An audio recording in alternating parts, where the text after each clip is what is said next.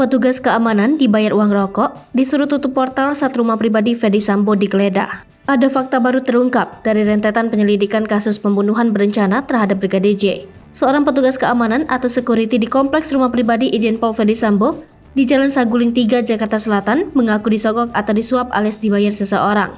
Ia mengaku dibayar untuk melakukan penutupan seluruh portal kompleks yang mengarah ke rumah mantan Kepala Divisi Profesi dan Pengamanan Polri itu.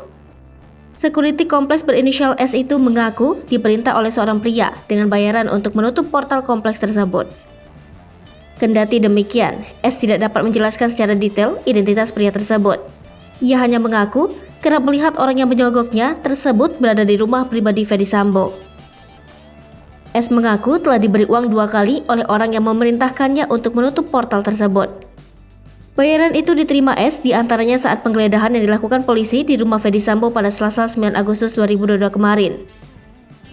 S juga mengaku menuruti permintaan orang tersebut, yakni menutup semua portal kompleks menuju rumah pribadi Sambo. Namun akibatnya, ia kemudian malah mendapat keluhan dari warga kompleks yang lain. Pasalnya, banyak warga yang kesulitan melewati wilayah tersebut. Penutupan portal kompleks menuju rumah pribadi Ferdy Sambo pertama kali menjadi sorotan ketika ada pemeriksaan terhadap istri Ferdy Sambo, Putri Chandrawati, oleh Lembaga Perlindungan Saksi dan Korban. Kala itu, akses awak media menuju rumah itu dibatasi.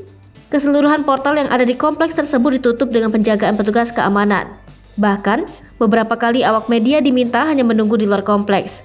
Berdasarkan pantauan Tribunnews.com, keseluruhan akses masuk kompleks tersebut memang ditutup portal. Portal itu tertutup sejak pagi hari. Alhasil, siapapun yang tidak memiliki kepentingan atau bukan warga kompleks diminta memarkir kendaraannya di luar portal tersebut. Hai pemirsa Sri Popo TV, jangan lupa komen, like, dan subscribe, serta tonton terus berita-berita terupdate lainnya ya.